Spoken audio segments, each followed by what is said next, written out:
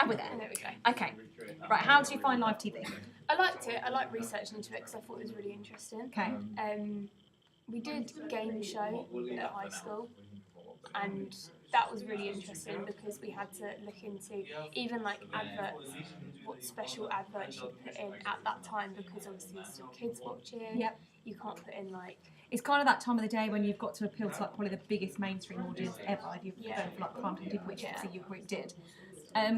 How did you feel after the initial disappointment of not being a presenter? It wasn't, for me, it wasn't I have to be presenter, it was I don't want to be camera person. I would have been happy with any other role other than that. Yeah. And it was a bit annoying because I was like, I think everyone thought, oh, she only wants to be a presenter and that's it. I literally would have been happy if I was anything, producer, anything else other than What's interesting from a teaching point of view, because although I could understand where you're coming from. When you said to me the other day about which role you was picking in the next project, I went back to the office and I was like, Tracy, Elise has been the camera op, and she's like, oh my god, that's made my day. And I was like, I know. And then she didn't even look worried, she didn't look concerned, and I don't know whether it was the live TV or now you've done your one-to-one with Michael, but like I say to yourself and someone else in the class all the time, I know you're not going to go in to be a camera woman. I know you're not actually going into this media to change your mind. But picking up the skills and being confident in something which you think you can't do, you can apply that to anything in life. So exactly. Yeah. So sometimes teaching, you have to be cruel to be kind. And although me and Tracy were like, she's going to be so upset, we was like, it will be so good for her because, you know, like, if you want to learn how to pull a pint, you just need to go and pull a pint. Someone can't teach you how to pull a pint, yeah? So you probably thought you'd never be able to encourage someone to buy a ring. Yeah. But you can now. Like, and I think if I said to you, right, we're doing pictures in a minute, set that camera up, I actually think you could do that now.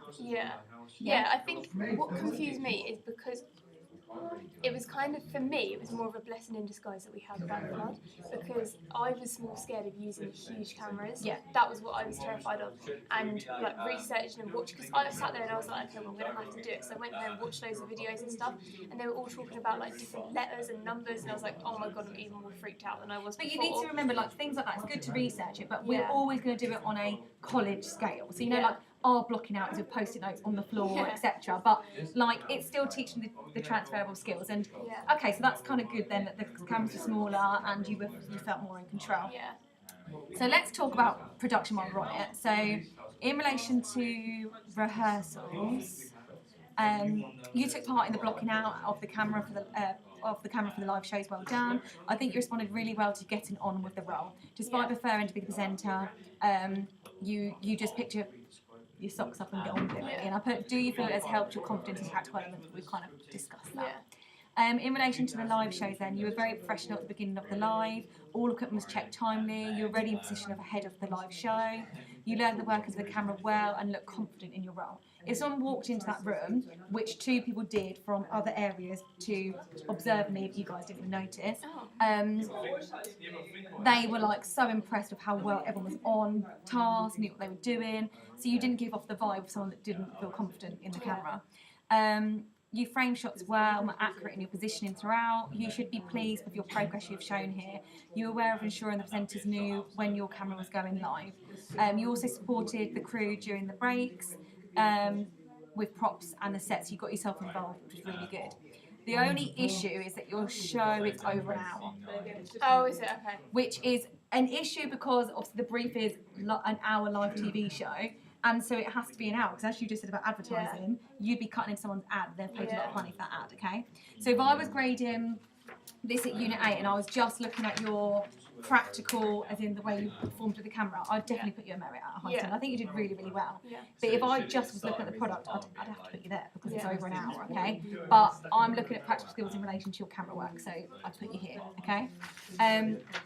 Planning and production comes together, so again I've put you at a high standard because in relation to your planning, you had your proposal, which has been really well prepared. You attempted to use third person, so really well done. I like the use of the production team rather than I and we. So that was really good because I know you struggled with that, but you did a really, really good job, so well done.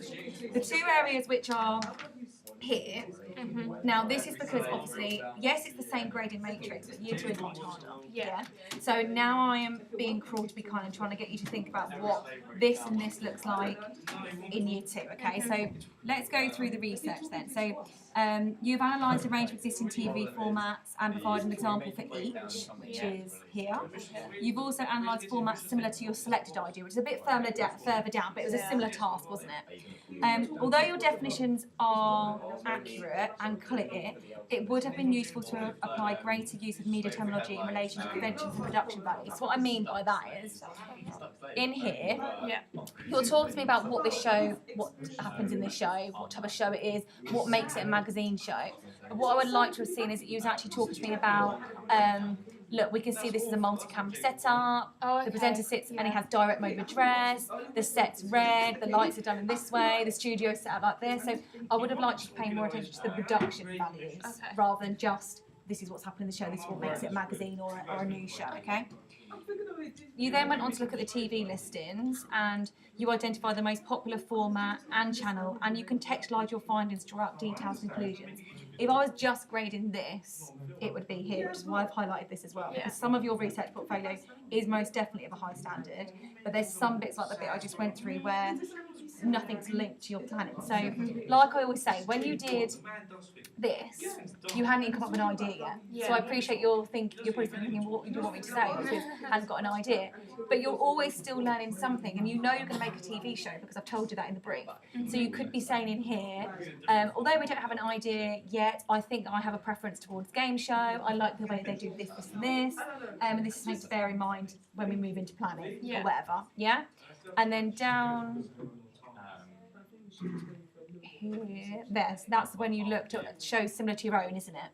So I put in parts you've linked your findings to your idea, but remember to be really, really specific. So you said, from watching the one show, I know that I like the chat show element. However, I want to use some more exciting colours as I want everyone to feel that they can watch my show without feeling like it's really formal. Yeah? That's a really important point. But you could take that a step further now if you want to make sure it's really of a high standard and say, what colours? Why those colours?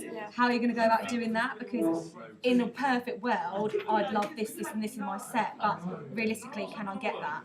So, for example, this set had to be white because white paint is what I gave you. But if you wanted other colours, how would you achieve that? So it's just really thinking about how you're actually going to achieve that realistically, okay? The questionnaire has been really well analysed. All the findings and ideas have been contextualised, okay? So contextualise just my new buzzword for using it to inform your ideas, all right? So, moving forward, what I need from you is, in relation to your target audience, your whole group did this. You didn't apply psychographics to your target audience. And I know you know psychographics, this is something we did in the first year, but I think you got the grading matrix and forgot to put in the bits that you already know. I'd like to see you attempting research commentary, which I think would put you in here more firmly, because I think you would then be making sure that you've told me how to link to your ideas. So what I mean by that is, after each piece of research, let's say it was at this point here, I have now analysed a range of TV formats. I now need to move on to doing this. This will help me do X, Y, and Z. Once you've done it. I'm now going to be looking at TV listings, and so you're actually showing me where you're going. And I think that would help with you fill in your gaps in knowledge rather than, I'm not saying you're looking at people's work, I'm not saying that, but I mean as in, right, I've done this, next to my idea, how am I going to do this if I don't know this? I'm going to go and do this. So, for example, you told me you went home and watched all those videos. Yeah? So if in your research commentary, say I was given the role, or in diary, I was given the role of camera op, this has really unnerved me, I don't feel confident, then the next thing I see is research into how to use. Does that make sense? Yeah? And then lastly, more sources for each topic. So what I mean by that is, this unit is a bit of a funny one because obviously I really told you what research to do because obviously the focus was audience. But let's say, for example, let's go to that colour example. If you were saying you wanted to use a range of colours, you might then follow that up with research into what colours mean, like how blue evokes emotion, white evokes innocence, all that kind of thing. But you might go to two sources to get that information rather than just one. So I always say check, and check again. Yeah? So that will help you be more strongly there. All right? And then let's go on to pre-production section. I've spoke to you about your proposal. I just want to go down to your... Where is your pitch? Oh, I think my pitch might be on the other...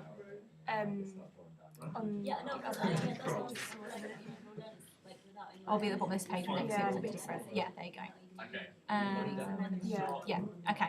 So in your pitch evaluation, you highlight the strengths and areas for improvement for the group and yourself personally, so that's really good. But next, be more specific with how you will personally improve. Set yourself a target of how you will go about improving, okay? Now this is something that I'm going to carry on to your overall evaluation because remember I said about the action plan. So what I'm going to do for this project is I'm going to make everyone an action plan and you'll fill it in and you'll attach it with your evaluation.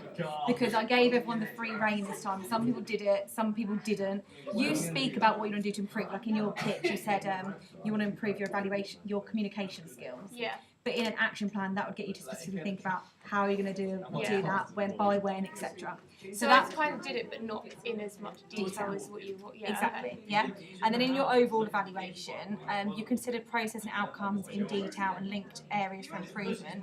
Your use of examples is very good, but you need to add more detail to the action plan and also comparison to existing products. So that will help you be to a high standard. Okay. Because at the moment, what you're doing, you're telling me really honestly about everything that happened and how you felt about everything, but it's still your opinion. You'll see here, application of reasoned decision making to inform development of ideas. It can't be reasoned for only your opinion. Yeah? So what I need from you is that you're getting the opinion from other people. So remember when you finish this project, once you've got your film, get feedback. Yeah? Use that feedback in your evaluation to support the points that you're making. And then also then compare what you're doing to professional practice. So if you was comparing your final show to maybe the one show or any of the other shows that you looked at, how is it professional, how isn't it? Yeah. Okay. So you might pick up on the fact that, for example, the graphic banners that are in the show, I think they look really professional. Yeah. And if you was matching those up against something that you see in other shows, they look good. Do you think your advertising placement has worked well or whatever? Yeah.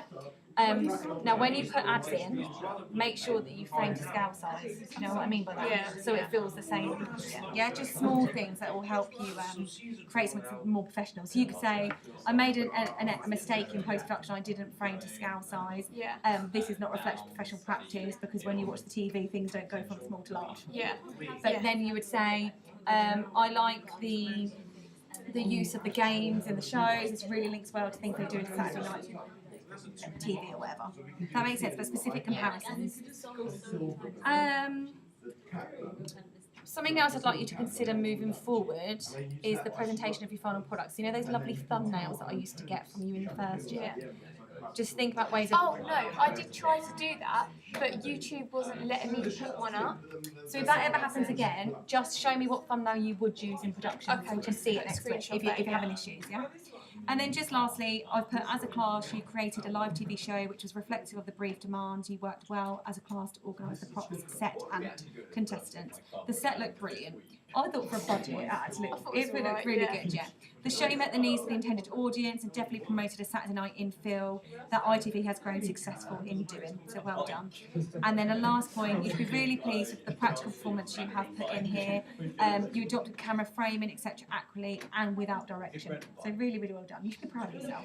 So it's a good first unit. We just need to remember that there is a difference between first years and second years. And I just need more from you in your research analysis and more from you at the end of the project. Make sure you're getting feedback from other people. Is that all right? Yeah. That's for you. Okay.